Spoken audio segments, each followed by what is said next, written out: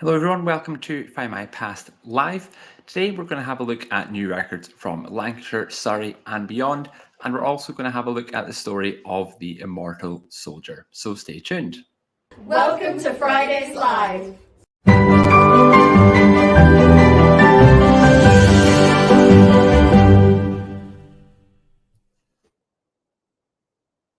Hello everybody, welcome to another Findmypast Fridays Live. I hope you are all doing well. If you are new here, my name is Liam from the social media team here at Findmypast, and we also have my colleague Ellie in the comments here today, so be sure to say a big hello in the comments to Ellie as well. As always, let us know where you're tuning in from, how things have been going for you this week. Hopefully we are all enjoying the sunshine. If Dundee has sunshine, I'm hopeful that everybody has at least some decent weather, maybe not the full sunshine, but as hopefully it is looking like a good weekend for us all. So who have we got in the comments? So my prediction of everyone having sun has already been proven wrong. Unfortunately, Gina has rain in Lincolnshire. We have got Matthew from Watford. We've got Cannon from a sunny but chilly Enfield. So as I say, it's sunny but chilly here, I would say as well. Not got the heat yet. We've got the sun, so that's kind of first step, I would say. But it is hay fever season, as we all know. It wouldn't be a spring Fridays Live without talking about hay fever, and it has been hitting me hard at points throughout the past couple of weeks. So if you are like myself, I hope you're staying safe and keeping up those tablets. They are crucial at this time of year, as me and Ellie were discussing earlier on today. I like this. Not too bad, West Yorkshire. I think that is a sort of very British way of describing the weather. I think that's one that Jen would really like. Not too bad. About as much as you can hope for this time of year. So hopefully it is okay where you are all. We've got Roz from sunny Massachusetts. Very nice that it is sunny over there as well. We've got Sue Moon from an overcast Guildford today. So I think the weather's meant to be quite nice here all weekend. So hopefully everybody gets it. Over there, we have got cloudy Stoke-on-Trent. Oops, cloudy Stoke-on-Trent.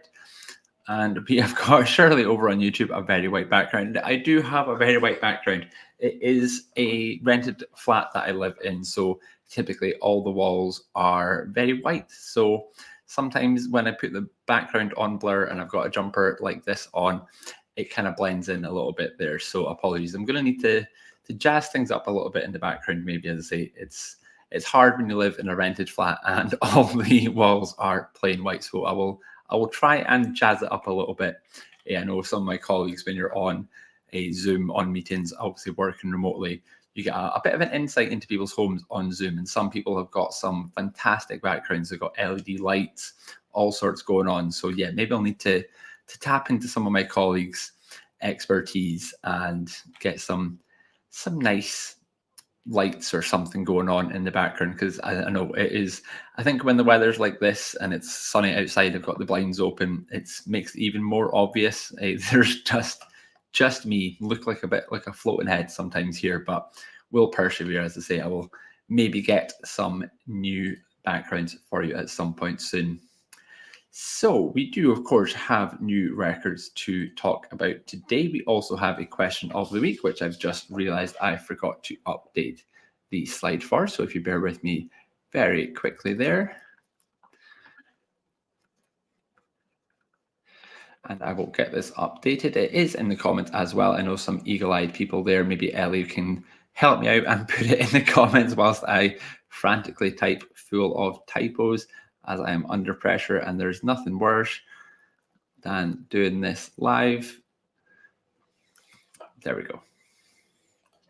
So the question of the week is, as I've just finished typing, probably still a typo in this, but we'll see. Other than family history, what is your favorite thing to research in the newspaper? So genealogy to one side, what is your favorite thing to look up in the newspapers? Is there sports? Is there music? Is it films? Is it court cases? Is it whatever it might be? Any sort of historical event or specific thing that you like to look up in the newspapers? What do you like to do to take a little bit of a break? Family history is, of course, amazing, and the newspapers are a fantastic source for that, but sometimes you need a little bit of a break. So what do you like to read, to have a look into?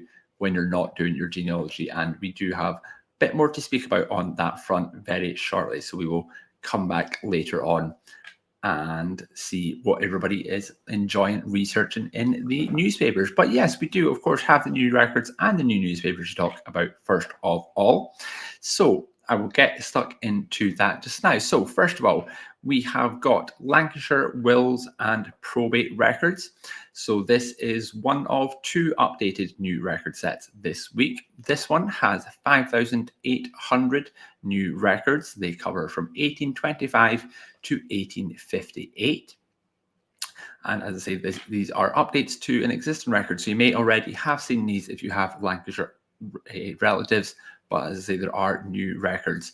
And I've learned a new term here today. Maybe some other people may have already known this, but it was certainly a new one for me. These wills are what's called an infra will. That is something which is a will which is valued less than £40. So apparently that is an infra will, as I say. I learned something new today. Excuse me. And yeah, valued less than £40. And if you were on Jen's session the other week, we spoke a little bit about currency, or it was Rose's session, I apologize. Rose's session, we spoke about currency calculators. There are a few out there as well. There's things like the National Archives have one. And then there's one on the Bank of England as well, I think it is. They have a currency calculator. So if you are having a look in these will records, or indeed any other will records, and you fancy a little bit of context, have a look at those currency calculators online, and that can tell you kind of what it would have been worth at the time, and also what it would be worth in today's money as well. And keeping in with the theme of wills, we also have new records to the Surrey Prerogative Court Will Abstracts. As I say, this is the second updated record set this week. These ones, there are 11,300 new records, and they are all from the Court of Canterbury. And a nice wide range included in here at 1700 to 1858. So a nice long span record here. And yeah, court will abstracts, and as I say, they are all from the Court of Canterbury. So if you have already looked at these records and you've got Canterbury ancestors, a perfect time to get stuck back into them and see what you may have missed, what is new. And the third new record set, one that I am very excited about, one that I saw the title appear not too long ago and I was immediately intrigued.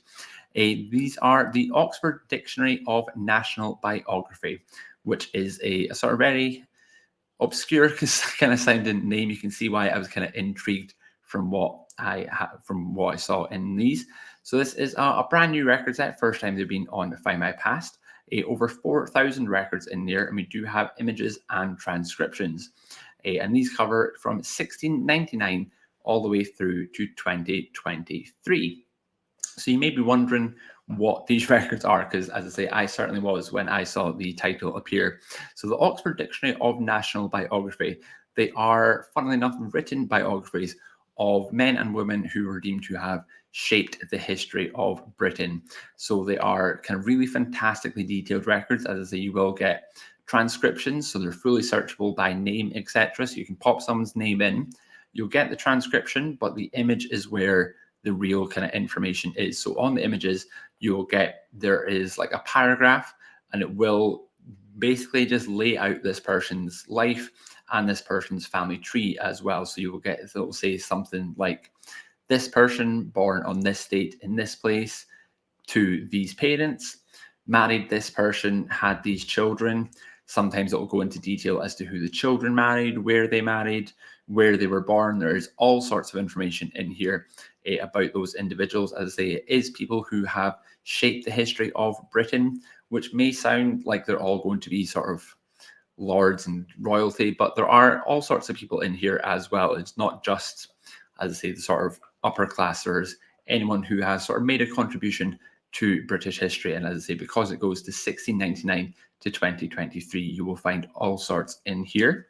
And the exciting thing about this is that it is an ongoing update as well. So there are more records to come to this record set. So definitely one to keep an eye on, definitely one we will probably come back to speak about in, not sure, I was going to say a few weeks, but that might be putting a bit too much pressure on the team. So when they are updated, you will be the first to know. We will definitely be speaking about that on here because I say they are a really cool record set. So definitely one to have a look into.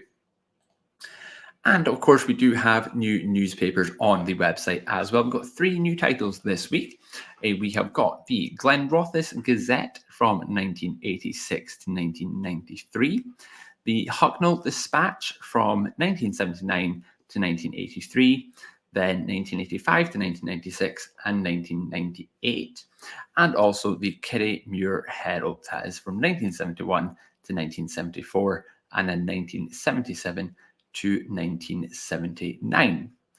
And that is not all. We also have updated titles as well. There are 23 updated titles this week. They are from a whole range of places all over the UK and Ireland. We've got a lot from places local to me, a lot from the Tayside area around here.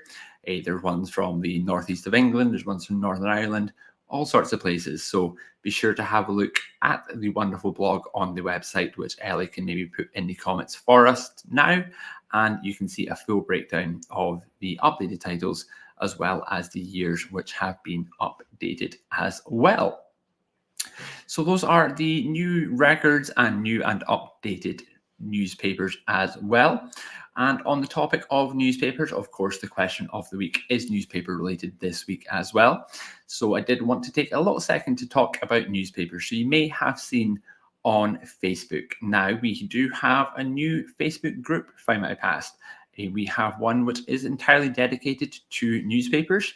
So it is called the Historical British Newspapers. So it does what it says on the tin. It's a group about historic British newspapers. I have given Ellie the link, so hopefully she can pop that in the chat for us as well. So yeah, as I say, it is a group entirely dedicated to newspapers. There's a lot going on in there. There's a good bit of nostalgia. There's things about sport, about historic news, about actors, music, British history. We're posting a lot of stuff that we find that we're finding interesting. But then, of course, you are more than welcome to post your own newspaper finds in there as well, as I've asked this week about what people are interested in searching in the newspapers. Any of this sort of stuff that you're finding interesting, you can pop that in there as well. I've seen a lot of you in there already, so thank you very much to everyone who is already joined and chatting with us in there as well. But yeah, it'd be great to see a lot more of you in there. We can talk all things newspapers. We can post our finds. We can help each other. And yeah, it's just, as I say, entirely newspaper focused as well. So it doesn't even have to be a family history find that you're discussing. It can be anything at all. And Ellie has popped the link in the chat for us there. So definitely have a look. And yeah, join us over on there. It'd be great to see a lot of you joining us over there. And yeah, we can get together and talk all things newspapers. I know from these sessions that we all love newspapers. We all love a good newspaper. So as I say, definitely join us over there. And yeah, it'll be great to chat with you all. And we can see these sort of things that you are interested in searching in the newspapers, because we've already had quite a few good answers in the chat. I can see as I have been talking away here. And just a reminder, if you were a late joiner today, the question of the week is, other than family history, what is your favorite thing to research in the newspaper? So what do you like searching when it's not ancestors and family history?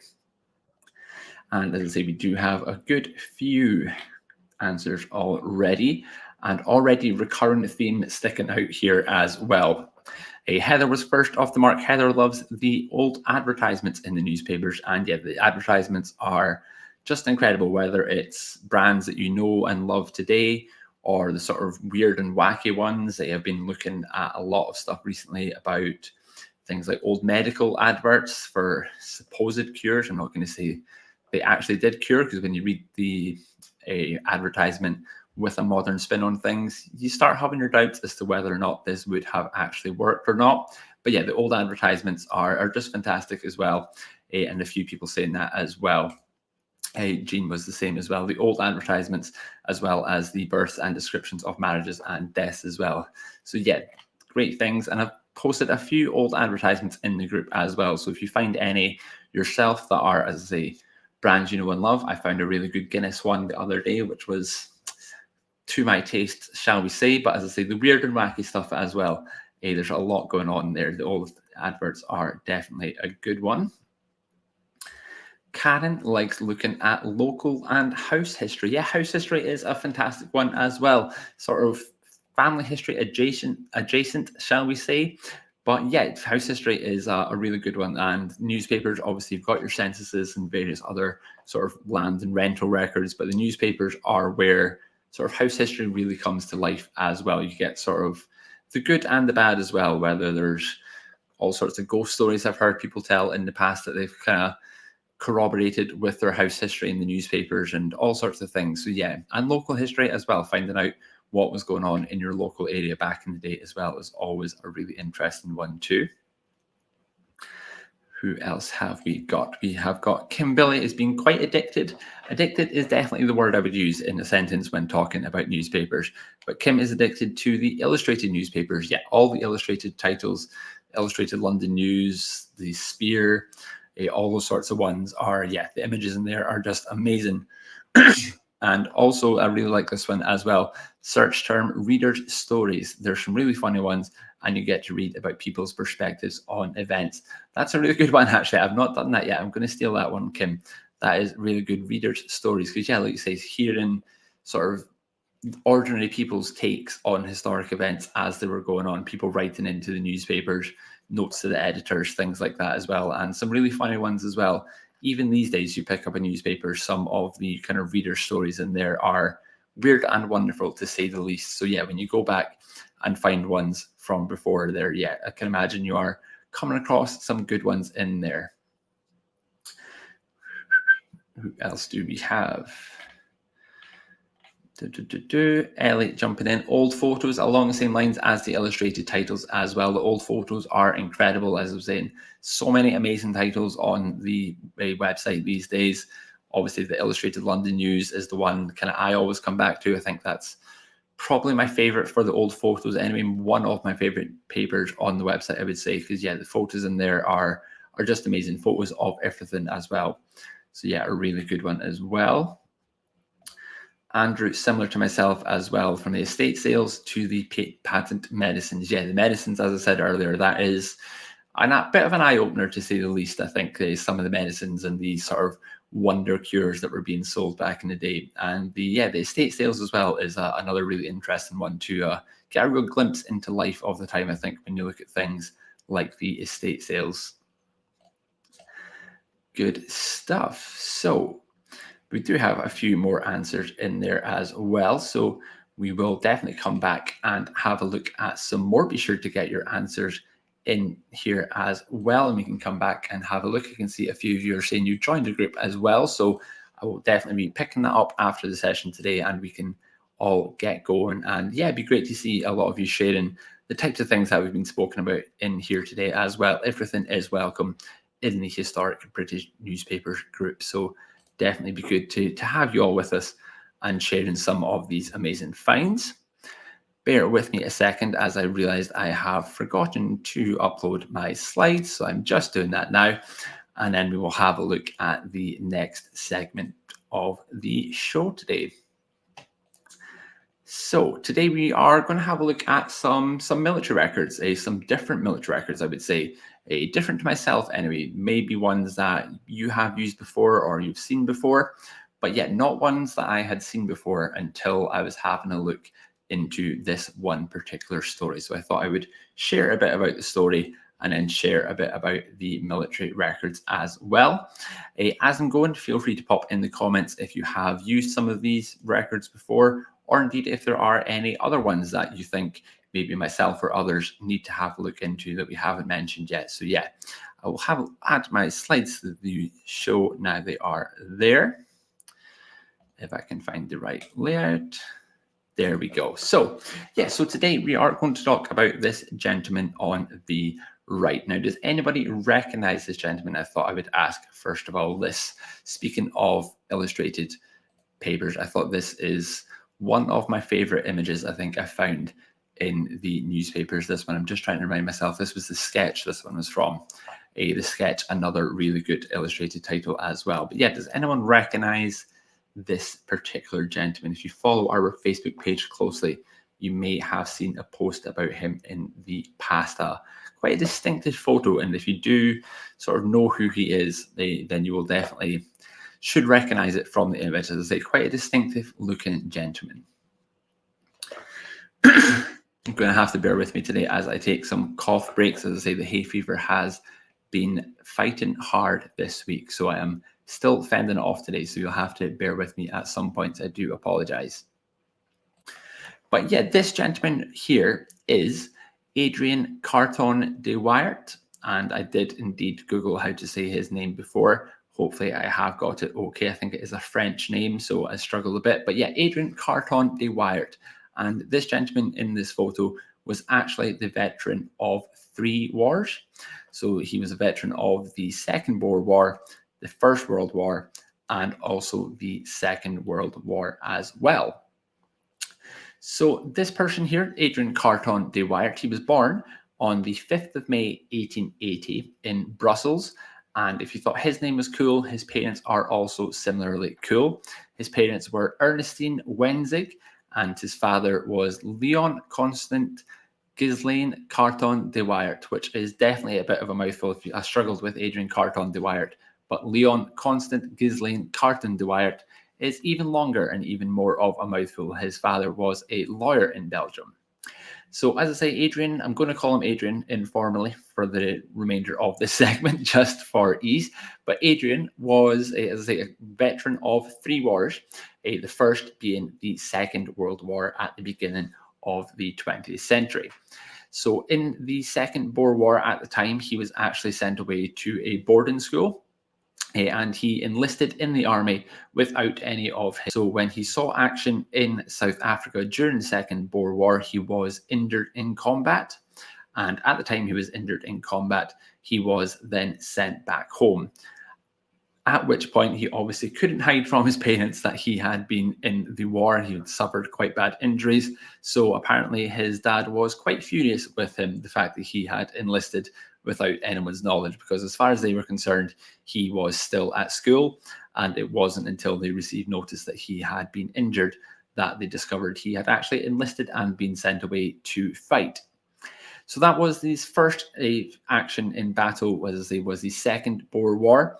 But about 10 or so years later, he did then see action in the First World War as well.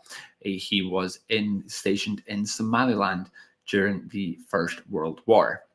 And this is sort of where the kind of legend begins. So Adrian Carton de Wiart, you may know him as the Immortal Soldier. I think Churchill described him as the man they couldn't kill. And this, as I say, is where that legend begins. So in the First World War, he also suffered injuries, much like he did in the Second Boer War. But these were quite a bit worse than what he suffered in the Second Boer War. In the First World War, he lost his left eye, hence the eye patch that you see in that photograph, making him such a distinctive looking guy. He also lost his hand, part of his ear, and also suffered gunshot wounds to his skull and ankle as well. So that is some list. You can imagine how many times he appears in things like the casualty list records for all of those injuries. So as I say, that were losing an eye, a hand, part of his ear, that's not bad enough. Gunshot wounds to the skull and ankle as well, all in the Second World War. That would be, in the First World War. That would probably be enough to put most people off. I think any one of those injuries, I would be done with military service for the remainder. But they say about Carton de Wiart that he was sort of cut from a different cloth, they say, as he did actually then go on to serve in the Second World War as well, his third and final war. So this time it was maybe slightly less eventful on the injury front. He didn't suffer any sort of major injuries here, but he was actually taken prisoner in Italy. And because he was such a veteran of military and he had worked his way up the ranks, he was quite a sort of high profile prisoner of war. He was sent to a dedicated camp for the sort of higher ranking individuals. So as I say, he was taken prisoner, no injuries, but the kind of legend still goes on. So when he was a prisoner of war, he actually made 5 attempts to escape this prisoner of war camp. He was there for 2 years and made 5 attempts, one of which was kind of semi-successful. He spent 8 days on the run, but was eventually recaptured and sent back to the camp. However, he did actually eventually get released from the prisoner of war camp. They say that Italy were looking for a way out of the war, and as a sort of high-ranking military general at the time, he was quite valuable kind of bargaining token. So he was kind of given back to the British as sort of, as I say, a bargaining token, as Italy were looking to surrender and get out from the war. As Daphne said in the comments, he was indeed awarded the Victoria Cross amongst other countless sort of medals. And again, I said he appears a lot in the casualty lists. You can imagine how many times he appeared in the medal lists as well. He was awarded VC, awarded all sorts of things for his time in the military. As you can just about see in the image there, the amount of badges that are on his chest there for 3 wars and everything that he achieved. After the Second World War, as I say, that was his third and final one. At one point during the Second World War, he was actually told that he was too old to serve on the field. So after the Second World War, he did eventually retire. He actually moved to County Cork in Ireland, and he died in 1963, aged 83. And as I say, that was the story, one of my kind of favourite stories I've come across in the Findmypast records and the Findmypast newspapers as well. And you can imagine, as I say, with such a storied career, you can imagine the sort of records that he appears in as well. As I mentioned already, the military service records, the casualty list, the medal list as well. And those are sort of all the kind of typical ones that you would first maybe think about when you are doing your sort of military ancestors there. But with such a storied career, also such a distinctive name as well, he was appearing in all sorts of records when I put him into the military section. And as I say, these were some which I had never seen before. I'd never used them before myself. So they were quite an interesting, quite an eye-opener as to what else is out there out of the usual. So as I say, I will run through some of the ones that he appeared in here, and you can let us know in the comments if you've used these before, or as I say, are there any we're maybe missing, any other ones that are worth having a look through. So the first record set that I kind of saw popping up quite a lot was the London Gazette supplements, August 1914 to January 1920. So you may be familiar with the London Gazette newspaper. We do have them on the website as well. But this was a dedicated supplement. So this announced things like promotions, medals, battle dispatches, royal proclamations, all sorts of stuff during the First World War. All sorts of stuff was announced in here. And as I mentioned, he did rise through the ranks of the military, so he does appear in these quite a lot. I will say that all of the records that I'm going to talk about, I'm pretty sure all the records I'm going to talk about are all PDF records. So you may have seen some PDF records on the website before, especially in the military section with ones like these. So they can be a little bit tricky sometimes to find who you're looking for. So I will pop them on screen. So on the left-hand side is what you would initially see when you open this record up. It is just much like a page in a book, just a list of various announcements, various names. With ones like this, when they are sort of typed up like this, you can sometimes use a keyboard function to find what you are looking for. So if you hold Control and F on your keyboard, or Command and F if you're on a MacBook, that will allow you to search for the name that you are looking for, and then it will highlight on the page. So as I say, when the text is quite small, there's quite a lot of text on the page, a little hack for you, Control and F, and that will find what you are looking for. And then you can narrow it down. You can see just under cavalry there, you can see that he was to be temporary major from the 15th of February to the 25th of March 1916. So that is a promotion announcement, of course, that I mentioned that you will see quite a lot of them in there. And as I say, that is a bit of a hack there to find what you are looking for. But I will also mention about the PDF records. I, of course, have chosen quite a good example in this gentleman because of his distinctive last name. There's not going to be many other matches for that. But if you are looking for maybe a more common name, like a John Smith, for example, there may be instances where John Smith doesn't appear on the page, but somebody called John appears there, someone called Smith appears down there. So it may take a little bit of trial and error, shall we say, to find the specific person that you are looking for. To say this was a good or a bad example in such a distinctive last name. The next record set that I saw coming up quite a lot, another new one for me there, was the Military Historical Society Bulletins. So these are all bulletins created by the Military Historical Society. They are quite a comprehensive history of the armed forces, the weapons that they used, the uniforms they wore, and quite a lot more vehicles, battles, all sorts of stuff. So they're not like the other two I'm speaking about. Maybe they are of the time and printed as things were going on. This is more of a historical look back. So a lot of, as I say, really good information about all sorts. So if you're looking for more about a regiment that your ancestor fought in, or you're looking at military uniforms, as a lot of people do, this is a really good resource for this. As I say, this one appeared quite a few times in my searches for Carton de Wiart as well. As it turned out, he was actually the president of the society at one point. So these, as well as posting sort of look backs and historical information, they also have things like the honorary secretary notes. They've got meeting minutes in there. So maybe even if you're looking at, obviously, as I say, the kind of historical context about units and weapons and uniforms, maybe also see if one of your ancestors was a member of the society as well. They could be attending meetings, attending talks, all sorts of events reported on in here.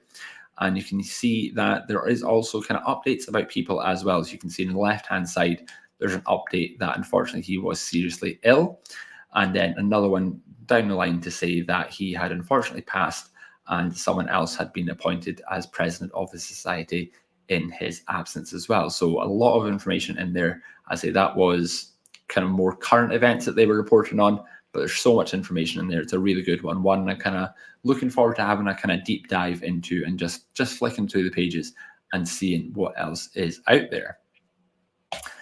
And the third and not final one, the third one is the War Illustrated 1939 to 1947. So these, as I mentioned, like the first one is something that was published throughout World War II. So this really did capture World War II as it was ongoing. And it's almost like a newspaper that was dedicated to the war.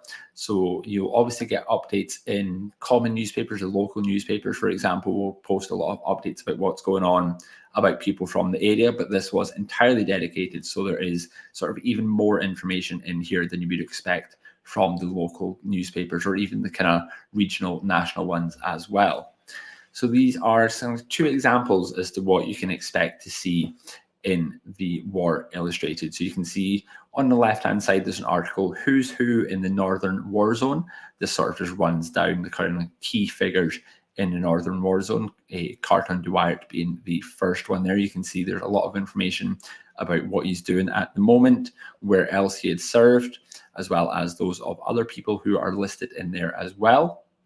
And then you can also see a full article on the right-hand side about considerable success for our arms in Norway. So Carton de Wiart was quite an instrumental part in the Norwegian campaign. So there's quite a lot about his time in Norway. You can see the images in here are all really good as well. You've got an image of him in the center, as well as an image from the field in the bottom there as well. So there's a lot of really good information, but a lot of really good images in here as well. And they are all really well captioned as well. So they're quite easy to find if you are looking for images of something specific. It's definitely worth having a look in the search terms, because as I say, the images that are coming up are really, really cool. And the captions really help identifying the people in the images as well as what's going on in there as well. Something else that I found really interesting in this paper was they did sort of like a weekly rundown as to what had been happening all over. So you can really trace World War II as it happened throughout the newspaper. So you're getting live updates. You can imagine these days when something is going on and you log into Facebook or Twitter and you're getting live updates as it goes. It's almost like a kind of social media at the time. You're getting as current as the events can be, a full breakdown of this is happening in Norway. We've had this update from Japan. This is going on in Italy. This is who's involved. So yeah, really good kind of live update. If you are into your military history, then this is a really good one to kind of trace the history of World War II as it was going on. And because we have been speaking about newspapers today, I would be amiss not to mention one of my favorite other newspapers when it comes to things like this.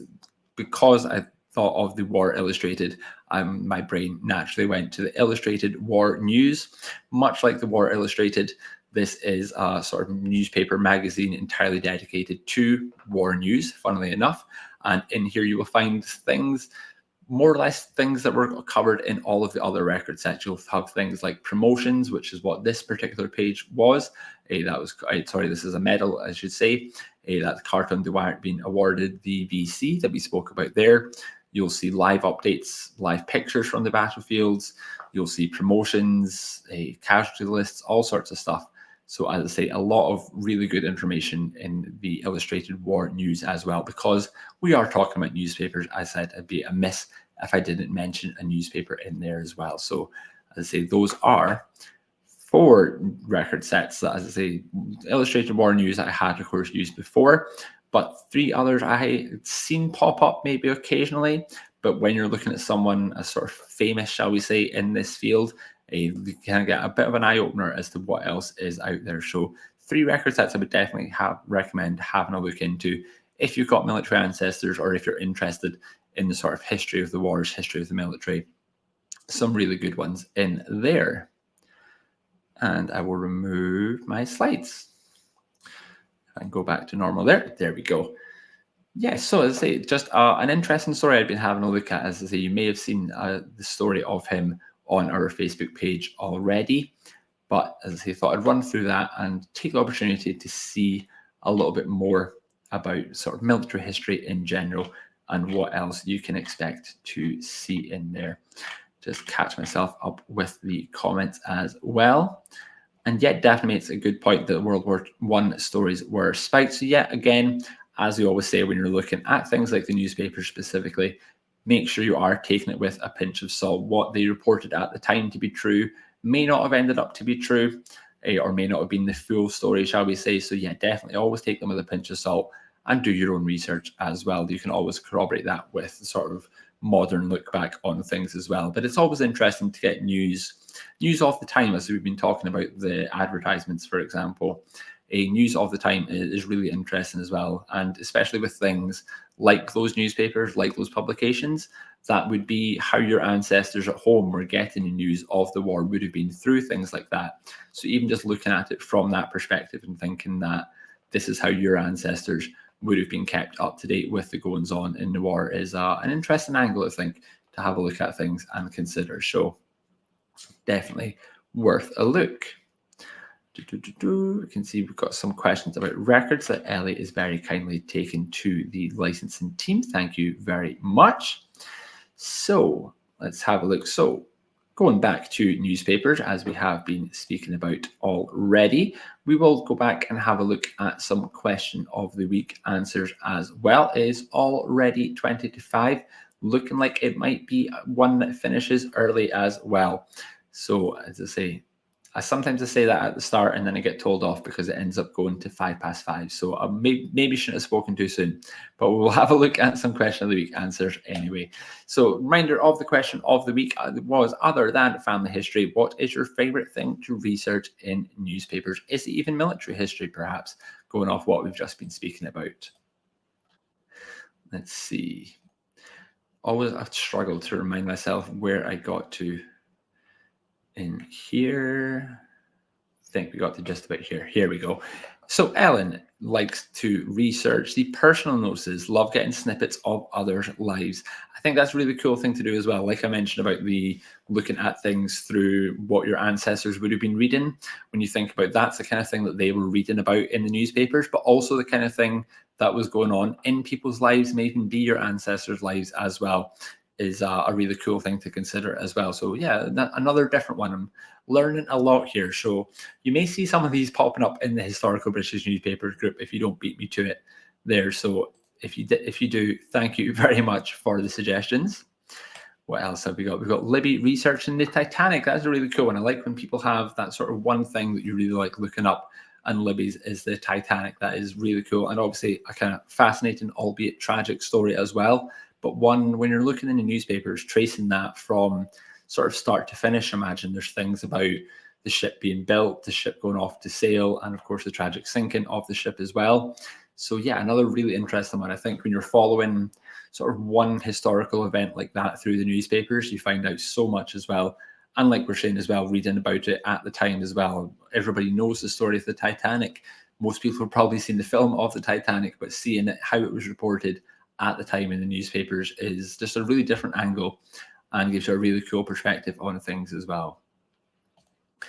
I like this one as well. Janet, our local tramway, 1907 to 1956, for ideas for our Heritage Tramway Social Society newsletter. That is really cool, Janet. I really like that tramway one. I'd love to see more about the kind of the Heritage Tramway Society newsletter as well.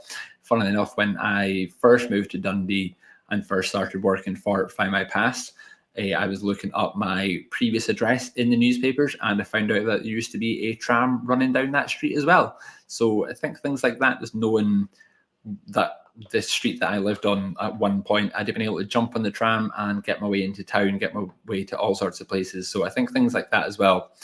Obviously, that is a specific example with the local tramway, but it helps knowing more about the local area like that is always really interesting as well. Let's see. I am intrigued by this one, and I am going to ask that you post it in the group ASAP for us, Kimberly. I know you've already posted some great things in there, but this headline definitely has me captivated. Kim has got a fantastic find about her great uncle, and the headline is "Two Men, a Woman, a Fight in the Dark." That is, as I say, how could you not be captivated by a headline like that? Only thing is, it's in Australia, so I haven't posted it to the group. I'm going to allow an exception on this case, Kim, or if you can send it to us directly, because you can't leave me hanging like this, giving me a headline teasing like that, and I'm not going to know the full story. So yeah, as I say, you're going to need to share that with us one way or another, whether you post it in the group or send it to us directly, because that is, yeah, as I say, you can't leave us hanging like that. That is just cruel if you don't tell me the full story behind that. Apologies here, and I'm going to have a look and see what else I might have missed. This is a cool one as well. When I've been doing a bit of myself recently too, TV program listings can be fun. I think that's really cool as well when you see sort of TV programs that are maybe seen as iconic these days, and you see them being shown for the first time in the TV listings in newspapers, whether it's like the final episode of Only Fools and Horses or whatever it might be, something like that listed in the TV listings. I know Ellie was looking at Monty Python recently as well, seeing things like that appearing in a lot of TV listings. Concert listings as well is one that I've kind of a guilty pleasure of mine, having a look at concert listings, seeing kind of bands in their early days and just kind of seeing the tours that you missed out on as well. You see two incredible bands playing the same venue in the same night, a tiny little venue, only a couple hundred people there. And yeah, you think just looking back, how cool it would have been to be there, like the early Beatles gigs in the Cavern Club, for example, different things like that. And just, as I say, some of the tours that you see going on in things like that. And the cinema listings as well, along the same lines of the TV program listings as well.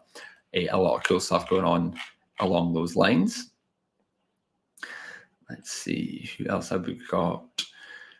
We've got a bit of chat about the Titanic going on now as well, some interesting stuff. So David's granddad's first cousin went down with the Titanic. And then Anne also worked with a woman whose grandfather was the captain of the Titanic. So yeah, Titanic is one of those iconic stories. And when you have that sort of personal connection to it as well, you can imagine it just takes on a whole new lease of life. And reading about that in the newspapers when it's your ancestors that were affected must be quite difficult reading as well. As I say, when you think, you sort of take some of these historic events for granted, so to speak, when, as I mentioned, everybody knows the story of the Titanic. But you think about that woman's grandfather being the captain, and then David's granddad's first cousin going down with the Titanic. As I say, it takes on a bit of a new angle when you're doing your family history, looking at an historic event like that. And Andrew, like all sorts of articles leading to submissions to my Car Owners Group magazine, a Daimler-run first radio station in Scotland to have a schedule. That's very cool as well. And I like that Car Owners Group as well. I found some old car adverts in the newspapers as well. I've posted a few of them in the Historic British Newspaper group as well. So I know there are quite a few car fans in the business as well, Andrew. So if you want to join that group and share some of your findings, I'm sure myself and a lot of other people at Findmypast will be very welcome to see them. As I say, I know there are a lot of big car fans in the company, and they always interesting to see as well. I found a lot of really good old pictures of like the Mini Cooper being first released, the VW Beetle, things like that for there. So yeah, it'd be really cool to see some of them as well. And yeah, another cool one. I like when, much like the other one before with the Tramway Society as well, that how newspapers help inform things like this as well. The things you're finding in newspapers lead to article submissions in magazines and publications as well, kind of giving them a second wind almost, taking that newspaper article of your and bringing it back, writing about it in the modern day as well is a really cool thing to be doing as well. And I know we've got quite a few writers in the chat as well, so it's always nice to hear when people are doing things like that, whether it's your family history or something you're interested in like this. It's always really cool to hear. Good stuff. So I think we will look at wrapping up very shortly. As always, thank you very much indeed for joining us. A reminder of the newspaper group that we have been speaking about there. It'd be great if I can come in on Monday and see a lot of these things that we've been speaking about. See, I kind of teased you into it now. You've got no excuse not to join. Now that I know what you're all interested in, I'm hoping to see a lot of this in the newspaper group. We can all kind of share each other's interests, and you never know who you're going to bump into in the group as well, who else is going to be interested in these things.